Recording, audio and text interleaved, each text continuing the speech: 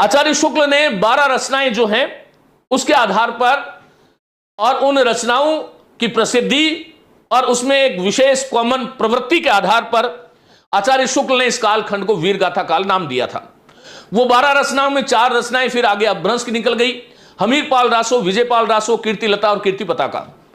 उनकी 8 रचनाएं थी जिसमें पृथ्वीराज रासो, परमाल रासो, पदावली, अमीर खुसरो की पहलियां, खुमान रासो और जो है बिसल देव रासो, जय मयंक, जस चंद्रिका और जयचंद प्रकाश। ये 8 रचनाएं उनकी हिंदी की देश भाषा की रचनाएं वो कही।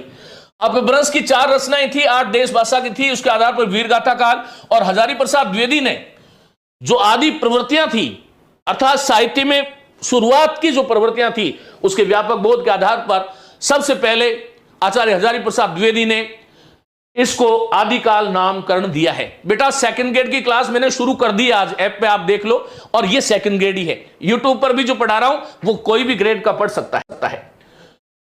निम्नलिखित में से संगत विकल्प का चयन करें। रामचंद्र शुक्ल ने भक्ति आंदोलन के उदय को इस्लाम के भारतीय आगमन की प्रतिक्रिया से जोड़कर देखा। शुक्ल ने भक्ति आंदोलन में कहा था कि इस्लाम का भारतीय आगमन हुआ, मुसलमानों ने आक्रमण किया, हिंदू जनता हताश और निराश हो गई। और हजारी प्रसाद द्विवेदी ने धर्म परंपरा से भक्ति आंदोलन को जोड़कर विश्लेषित किया। उन्होंने कहा कि भक्ति आंदोलन का 12 आना उद्भव वैसे ही होता जैसा आज है। यदि मुस्लिमों का आक्रमण नहीं होता तब भी भक्ति का आगमन 12 आना वैसा ही होता जैसा कि आज है। तो ये आपको ध्यान रखना है। शुक्ल के अनुसार भक्ति धर्म की रसात्मक अनुभूति है क्या? बताओ, शुक्ल के अनुसार भक्ति धर्म की क्या रसात्मक अनुभूति है? बिल्कुल है, यह भी सही है।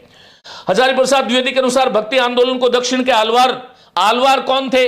वैष्णव थे। और नयनार कौन थे? नयनार कौन थे? शैव भक्त थे। नयनार जो है वो शैव भक्त थे। आलवारों का एक ग्रंथ है दिव्य प्रबंधम। निरंतरीय बोध का मतलब है निरंतर चलने वाली प्रक्रिया।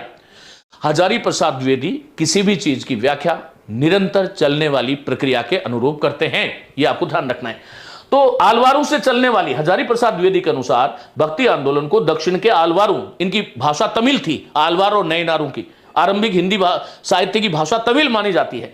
आलवारों से चलने वाली सांस्कृतिक ऐतिहासिक विचारधारा का सहज प्रतिफलन माना। देखो, ये तीनों कथन सही है। शुक्ल के अनुसार कविता कबीर के व्यक्तित्व का अनुषंगिक पहलू है, यह गलत है। कविता करना कबीर का प्रधान लक्ष्य नहीं था। ये जो है वो बात कही थी हजारी प्रसाद द्विवेदी ने, न कि शुक्ल ने। ये एचपी द्विवेदी ने कही थी। और द्विवेदी जी ने नहीं, शुक्ल ने कबीर की भाषा को सदुकड़ी, अव्यवस्थित और ऊट पटांग कहा था।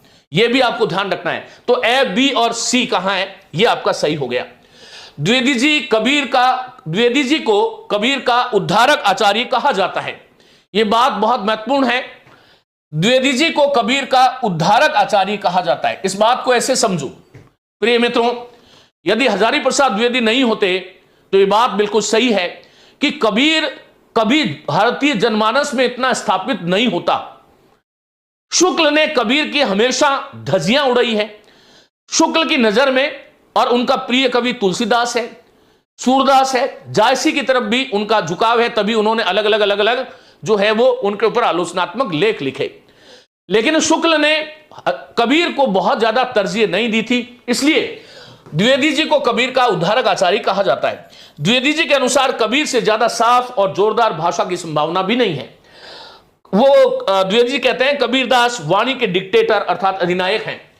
वो कहते हैं कि द्विवेदी कहते हैं कविता इनके व्यक्तित्व का आनुषंगिक पहलू है, कविता करना कबीर का प्रधान लक्ष्य नहीं था।